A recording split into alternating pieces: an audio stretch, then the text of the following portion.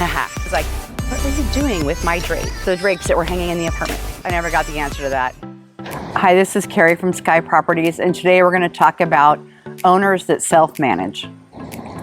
Well, why do they self-manage? I think the thing I hear the most often is that they've tried a management company and they had a bad experience, and so they decided to do it themselves.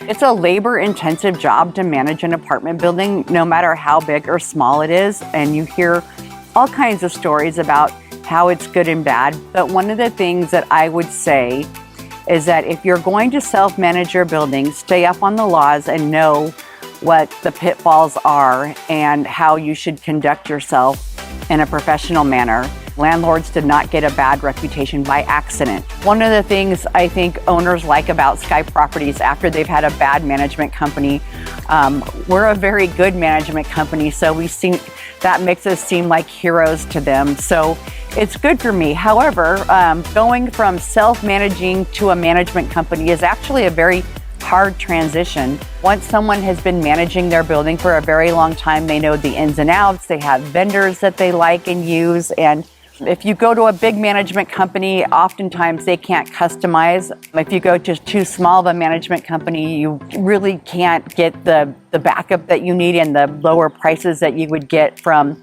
a boutique company like Sky Properties that is big enough that we are getting better prices and have the staff, and not so small that you don't have backup in your office or elsewhere. So actually, one of the biggest reasons that I get properties that have been self-managed is that there has been some sort of disaster. It usually is something a tenant has done, said, or a very difficult tenant, or sometimes it's a very difficult on-site manager that they just can't control or have not done enough training with, and then they step into a problem that the person that is self-managing feels like they can't get out of.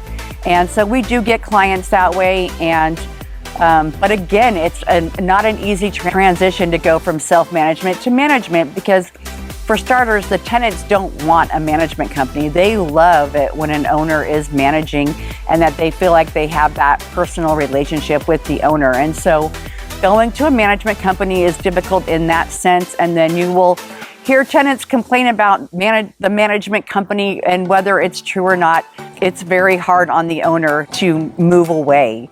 I would recommend that if you're going to go with a property management company and you've been self-managing, that you definitely do not keep in contact with your tenants and give them the ability to bash your new management company, because you'll never get off the ground if you listen to all of that. The key to a profitable apartment building is to put good tenants in it. After you've considered the pitfalls of self-management, try to pick a good management company with a good reputation. And when you decide to work with someone, decide to also help them and encourage them and work with them and use your knowledge about your building to help them succeed.